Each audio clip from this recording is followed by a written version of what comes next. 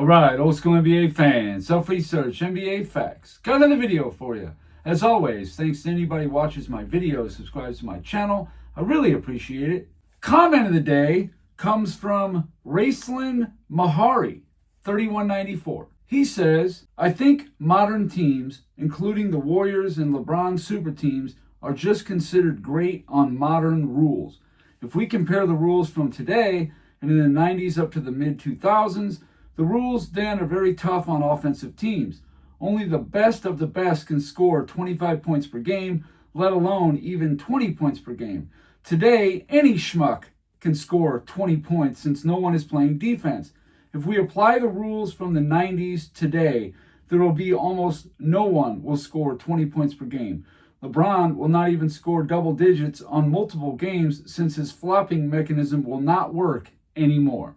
You know, that raises a very interesting point, and a lot of people have been saying this. It might play good in this era, but in other eras, it wouldn't. And I know that LeBron played in the 2000s, absolutely. But that also coincides right around the time they took away hand checking, and more than that, the elite rim protectors were gone. There was no more of 6, 7, 8, 9 really tough centers you got to deal with as a wing player. You have to really be careful of when you go to the hole and how you do it. You had Tim Duncan, you had Ben Wallace, and you had Dwight Howard a little bit later on. That's pretty much it, of the only guys to really be feared as far as rim protectors. I guess Garnett to a certain extent too, but it was nothing like it was in the 90s. Not at all. Not just the rim protectors, but also the defensive players in general. These guys were physical. They were tough. They were all up in your personal space.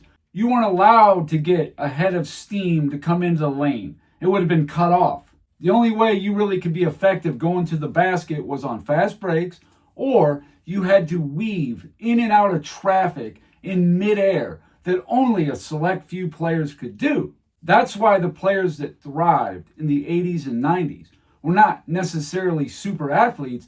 People that were fundamentally sound are the ones that did the best. You know, I did a video not long ago about how they give out triple doubles like it's no big deal now. It used to be if you had 4 or 5 in a year, you led the NBA. 30, 40, 50-point games are just simply no big deal anymore. And that's because how easy it is to score now. What they allow these guys to do, it's just criminal. And it basically is a different sport. You can call it the NBA, but you really can't even compare players anymore. You can't. I've been saying that for a decade now. From about 2016 to the present is a completely different era than it was, than the golden era of the NBA, and certainly before the merger. Raceland Mahari, thank you very much for the comment. Dead on. In this video here, I think I did touch on this a while back. ESPN voted and said that LeBron James 2016 Finals MVP was the best ever. The rationale was because he led both teams in the 5 major stat categories. All right, I got a lot of issues with this. If you want to say the most outstanding player, I still don't even think he's top 5, but that would be closer to the truth. But as far as the word valuable goes, there is no way it was 2016 LeBron James. And the reason was simple. Kyrie Irving. And I will get into why. Kyrie Irving is the reason why LeBron's Finals MVP was nowhere near the most impressive ever. Finals MVP has been around since 1969. That's 57 Finals MVPs. 28 of the 57, almost exactly half, the league MVP played in the finals. So what I'm looking at is the league MVP, how they did in the finals. Then I'm looking at the opposing team's best player, who his best scoring teammate was in comparison to the league MVP.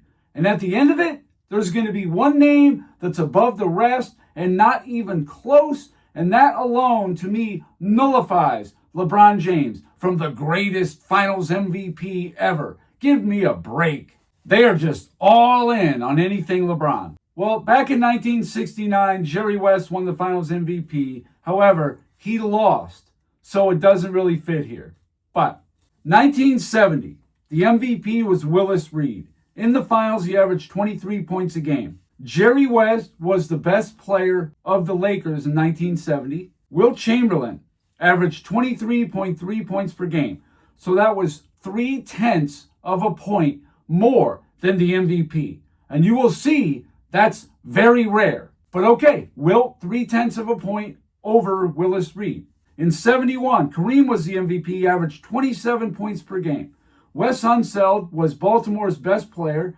His best teammate, scoring-wise, was Jack Marin, 18.3. He was 8.7 away from the MVP Kareem. In 74, Kareem 32.6. Havlicek was the best player.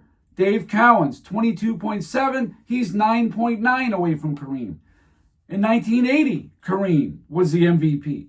33.4 points per game. Dr. J was the best player. His best scoring teammate was Daryl Dawkins at 20.2, 13.2 away. Moses Malone, 25.8 points per game against the Lakers. Magic, the best player. Kareem was his best teammate. Kareem was even 2.3 points away from Moses. 1984, Larry Bird. He averaged 27.4 in the finals. Magic, the best player in the Lakers. His best teammate, Kareem, 26.6, 0.8 away from Larry Bird. 1985, Larry Bird, 23.8. Magic's teammate, Kareem, 25.7. He actually outscored Bird by 1.9. Now, if you're of the camp that you think Kareem was the best player in 1985, fine. His best scoring teammate was James Worthy, who was 0.1 of a point under Larry Bird. So either way you want to do it. If it's Magic, then Kareem outscored Bird by 1.9. If it's Kareem, then Worthy was under Bird by 0.1 of a point. Again, that's very rare to outscore the MVP, to have whoever the other team's best player's teammate outscore the MVP. Very rare. 1986, Larry Bird, 24 points per game. Olajuwon, the best player on Houston. His best scoring teammate, Rodney McRae, 15.3. He's 8.7 away. In 87, Magic was getting 26.2. Dennis Johnson, 21 points per game, 5.2 away. In 88, Magic, 21.1. Isaiah's best teammate, Dantley, 21.3 by 0.2 of a point. So that's only the third guy to do it, and nobody over 2 points yet. In 1989, Magic got hurt, only played half the series, so it doesn't really apply here. 1991, Jordan, 31.2. Vlade Divac, not even close. He's 13 away, not 14. I don't know why it says 14. It's 13. In 92, Jordan, 35.8. Terry Porter, 16.2. Way less. Less than half of what Jordan had.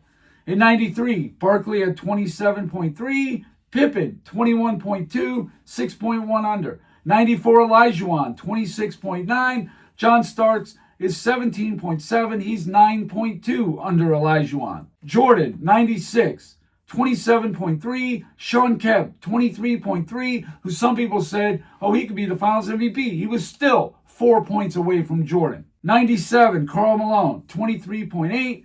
Pippen was getting 20. He's 3.8 under. 98, Jordan, 33.5. Jeff Hornacek in second place was 10.7, 22.8 under Michael Jordan. Not even close. In 2000, Shaq, 38 points per game. Jalen Rose was getting 23. That's 15 under. 01, Iverson, 35.6. Kobe Bryant, 24.6. That's still 11 under Iverson.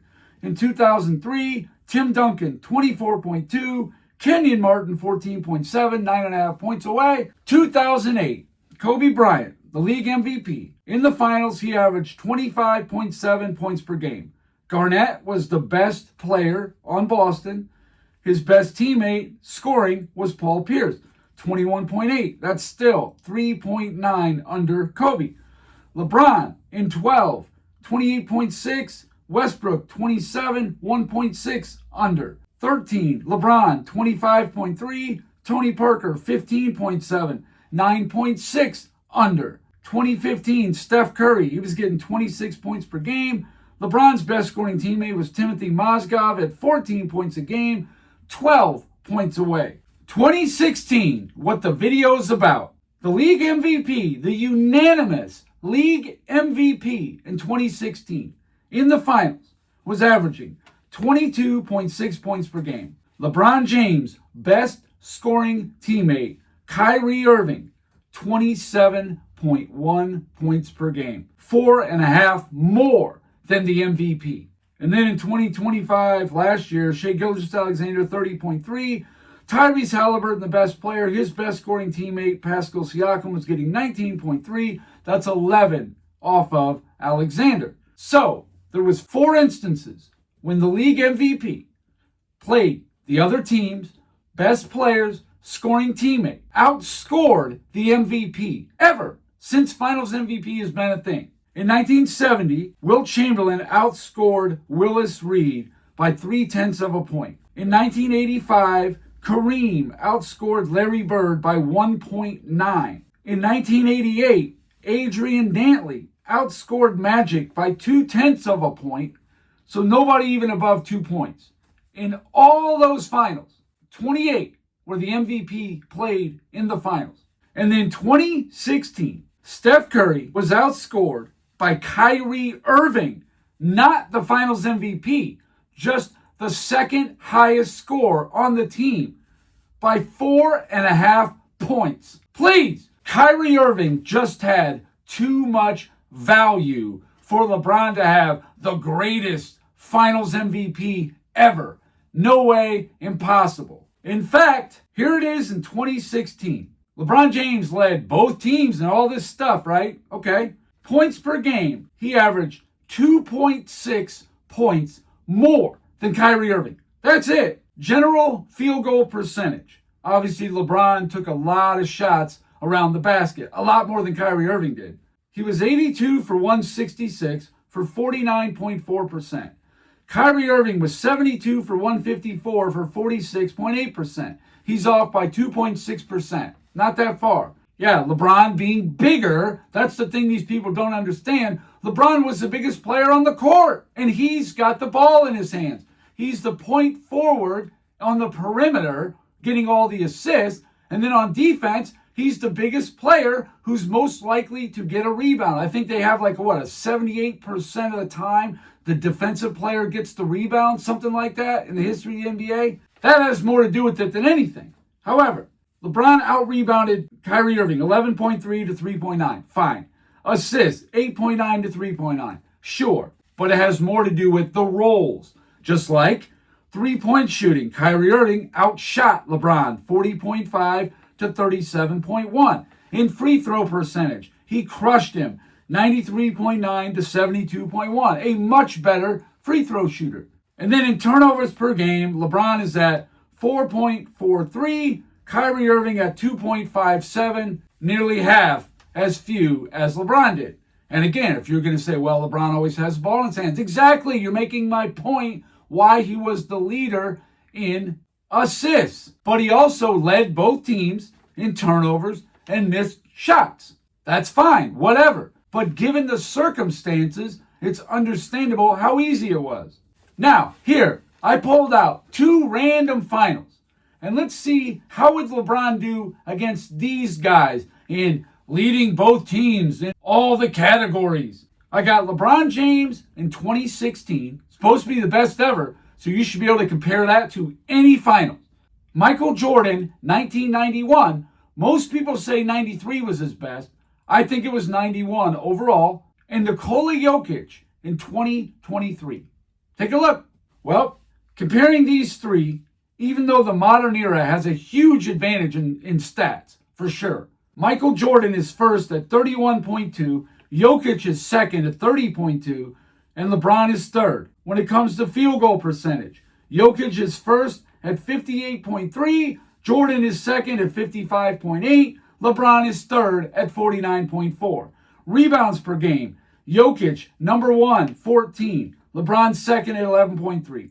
Assists per game, Jordan bests both these guys in assists per game.